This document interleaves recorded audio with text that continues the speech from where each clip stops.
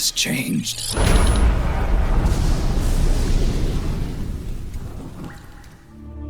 Hello everybody and welcome back to another video. Thank you so much for joining in. In less than 30 days, Metal Gear Solid 4 will finally break free from the PlayStation 3 library. But for many of us, this freedom, or as Old Snake would say, the war for this freedom, actually started years ago. Because if you never owned a PlayStation 3, there was only one other way to experience one of gaming's greatest finales: the RPCS3 emulator. Over the years, RPCS3 developers have continued improving the emulator tirelessly, and today it has reached a point where MGS4 is not only playable, it's genuinely enjoyable from start to finish. I actually completed the entire game on a Ryzen 5 2600, a GTX 750 Ti, and 16GB of DDR4 RAM. I even tried the 8GB RAM. It works surprisingly well, Otacon. So if you're interested in trying it yourself, I've got a complete setup guide linked in the card above. Now this tutorial ended up becoming my most favorite video I've ever made because it introduced to me so many new people who experienced Metal Gear Solid 4 for the first time just like me, and reading all of your comments from your experience of the game, how you guys came up with fixes and tweaks to issues and then shared them with the rest of us so we can share with other people as well. It's just so heartwarming for me as a gamer to see that. And here's some screenshots of the comments that I have. To everyone who watched that guide, to everyone who left a comment, to everyone who comes and watch my fairly average shorts every day, thank you from the bottom of my heart. But then, something happened that genuinely surprised me. My good friend and Discord server member, Rozero, sent me footage of Metal Gear Solid 4 running on Asus ROG Ally Z1 Extreme, no experimental FPS patches, no performance tweaks to squeeze out extra frames, no color grading or other patches, just the same emulator running natively on a handheld. Now if someone had told me a few years ago that Metal Gear Solid 4 would be running like this on something you could fit inside your backpack and hold in your hands, I honestly wouldn't have believed them. And here we are, playing it on the ROG Ally Z1 Extreme. The game was running entirely on the Z1 Extreme itself without any FPS boosting patches or custom performance modifications, and the performance you're seeing here is essentially native RPCS3 on the handheld. Now, FPS monitoring wasn't enabled during the recording, but from my own experience with the emulator and from watching this footage, it's performing quite well, already smoother than the original PlayStation 3 experience in many situations, while even reaching 60 FPS during numerous cutscenes and lighter gameplay sections. Please keep in mind that Act 1 and the intro of Metal Gear Solid 4 is one of its heavier and most demanding parts, so you can expect a little bit of dips and drops while emulating on handheld. And considering how much RPCS3 has improved over the past several months, we are at a point where MGS4 does not even crash anymore, and I'm honestly just excited to see how much better it will become from here. Just look at this. The graphics, the environments, the glitches are almost non-existent, the lighting, the shadows, the cinematic cutscenes, and even the heavier sections of the game. It's honestly incredible how stable everything has become. Now seeing Metal Gear Solid 4 running this well on a handheld hardware, it really puts into perspective just how far both emulation and hardware have come. People often like to think that emulation is about getting games for free, but to me, this is what emulation is all about: preservation. Giving people the opportunity to experience games that would otherwise remain trapped on aging hardware. Metal Gear Solid 4 spent nearly 2 decades locked to a single console, and during that time countless Metal Gear Solid fans played every game in the series except this one. Not because they didn't want to, but because they simply couldn't. RPCS3 has allowed us to change that. It allowed thousands of players, including myself, to finally experience one of gaming's most celebrated finales without having to hunt down increasingly expensive PlayStation 3 hardware, and I think that's something worth eternally appreciating and celebrating. And now that Metal Gear Solid 4 is finally coming to modern platforms, I could not be any happier. It deserves to be experienced by as many people as possible, but I also don't think we should forget the role RPCS3 played. For the last 2 years, it kept this masterpiece alive for people who simply had no other way to experience it. It proved that preservation matters, and because of that, thousands of players finally got to witness Old Snake's final mission. So thank you to the RPCS3 developers and the people who have contributed to it as well. Massive thanks once again to Rozero for capturing this incredible ROG Ally footage and allowing me to share it with all of you. I genuinely appreciate it, buddy. And finally, thank you so much to every single one of you. Without you guys, all of this just simply would not be possible. Whether you played Metal Gear Solid 4 on an original PlayStation 3 or through RPCS3, or if you're about to experience it for the very first time in the Master Collection, I hope you enjoy every single moment. Commencing Operation Gameplay now.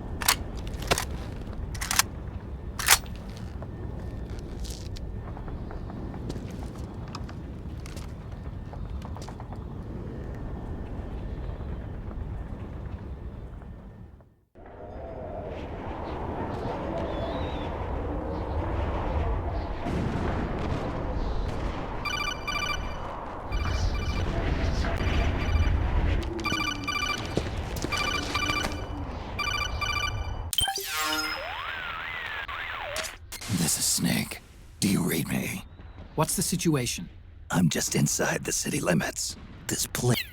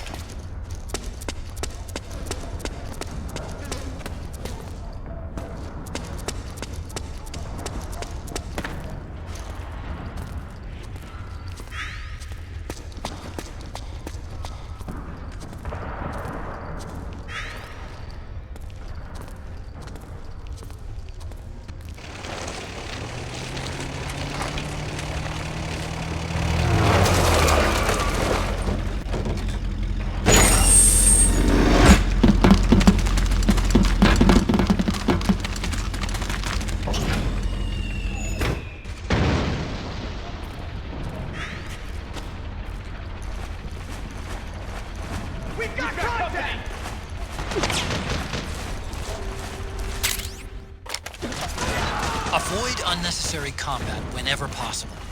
In this war, neither side is your enemy. There's no point whatsoever in you getting into a fight. Got it?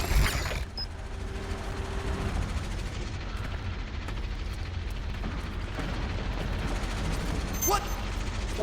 What? Huh?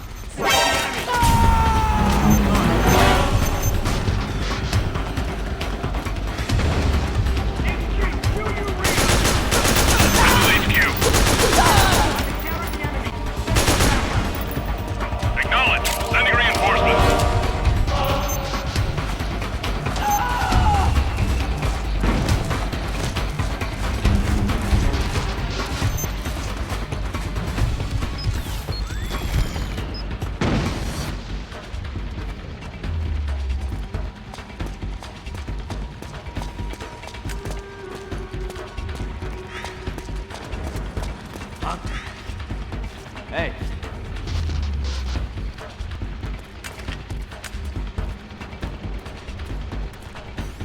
What? It's my match. It's the enemy!